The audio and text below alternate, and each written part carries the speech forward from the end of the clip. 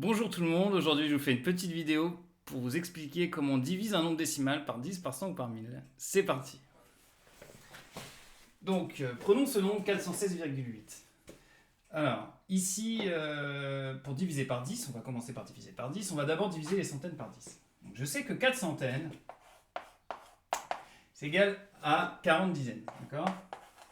C'est normal puisque j'ai 10 dizaines dans chaque centaine, hein, je ne sais pas si vous vous rappelez les valises. Voilà, j'ai 10 dizaines dans chaque centaine, donc 4 centaines, c'est bien égal à 40 dizaines. Donc si je divise 40 dizaines par 10, bah c'est 10 fois combien 40 dizaines? C'est 10 fois 4 dizaines. Donc j'obtiens 4 centaines quand je divise mon nombre par 10. Déjà mes centaines, ça fait 4 dizaines quand je vais diviser par 10, ok? Une dizaine, c'est facile à diviser par 10, une dizaine, puisque une dizaine, c'est 10 unités. Donc c'est 10 fois une unité, ou une fois 10 unités si tu préfères. Mais en tout cas, si je divise par 10 une dizaine, j'obtiens une unité. D'accord? Alors maintenant, j'ai mes 6 unités à partager en 10. Et mes 6 unités, c'est 60 dixièmes. 60 dixièmes, c'est 10 fois 6 dixièmes. Donc 6 unités partagées en 10, ça fait 6 dixièmes. D'accord? Je place ma virgule. 8 dixièmes, c'est 80 centièmes. 80 divisé par 10, bah, c'est 8 fois 10 centièmes, ou 10 fois 8 centièmes, donc j'obtiens 8 centièmes. Donc si on regarde le résultat, de 416,8 divisé par 10, ça fait 41,68. Et si je regarde la virgule, eh bien on se rend compte que pour diviser par 10, on a décalé la virgule d'un cran, non pas vers la droite, quand on multiplie en décalé vers la droite, on va décaler la virgule vers la gauche d'un cran. Donc quand on va diviser par 100, il va se passer la même chose, on va aussi décaler la virgule. Donc si je divise mon nombre par 100 en allant très vite, hein, je vous explique rapidement, mais bon, on voit bien que 4 centaines, 4 centaines c'est 4 fois 100 unités, ou 100 fois 4 unités, donc 4 centaines divisé par 100, on obtient 4 unités.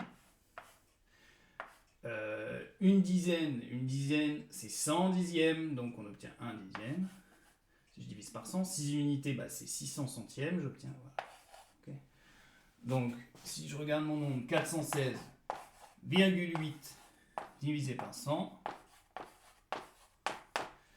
eh bien, cette fois, la virgule est décalée de 2 crans vers la gauche, et on obtient 4, j'ai oublié le 8 dans les millièmes, 168.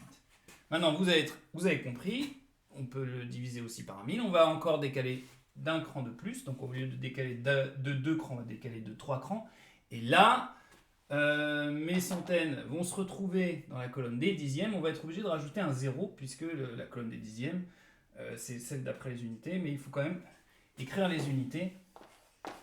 Il n'y en a pas, hein, mais il faut écrire le 0. Donc 416,8 divisé par 1000 égale, donc on décale de 3 crans, 1, 2, 3, 0,4168. Ici on a des 10 millièmes, d'accord, il y a une nouvelle colonne, les 10 millièmes. Voilà, donc bon, ça, pour ce nombre-là c'est à peu près simple. Il peut y avoir des difficultés, hein, parce qu'on va peut-être des fois devoir rajouter plus qu'un seul zéro. Donc si je prends un autre exemple, rapidement, hein. Mais si je prends le nombre, je sais pas moi, 4,53, d'accord, et que je veux le diviser par 1000, ça peut arriver, hein, qu'on vous demande ça, donc vous en ayez besoin.